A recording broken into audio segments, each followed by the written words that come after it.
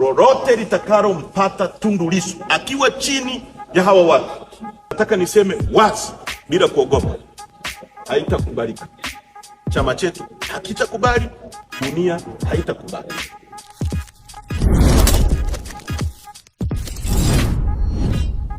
Kesi na hii naileta kwenu wa Tanzania, lolote litakalompata Tundu Lissu akiwa chini ya hawa watu, watakuwa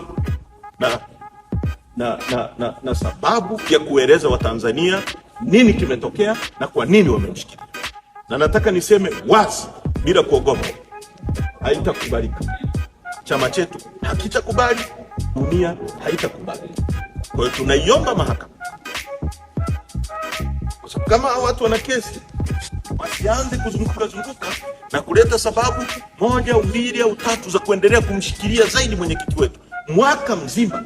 Ndio maana tunataka hii kesi isikilizwe haraka, iishi mwaka mzima, siku 350. Leo tunapozungumza kiongozi wetu yuko ndani. Watu waliokuwa na kesi wamechukua miezi karibia 4 pale mahakama ya Kisutu, wanajizungusha. Leo tuko mahakamani, wanakuja na appeal ambazo ukiangalia lengo lake ni kupoteza muda. Kwa hili jambo ni urgent, na tunaiomba mahakama ijitenge nalo. Mahakama itimize wajibu wake, watuhakikishe na itisha hii kesi haraka, isikilizwe, tumalizane na hao, tumalizane nao once and for all, na mwenyekiti wetu akapate matibabu. Narudia, tangu aliposhambuliwa mwaka 2017 amekuwa akifanya regular check-ups za afya yake na kupewa nafasi ya kuonana na madaktari wake bingwa mara kwa mara.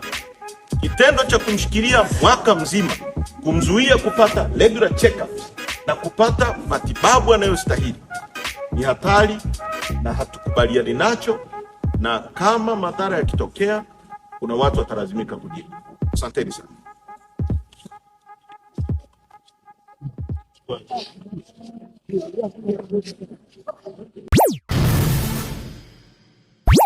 Usisahau kusubscribe, kulike, kushare na kucomment.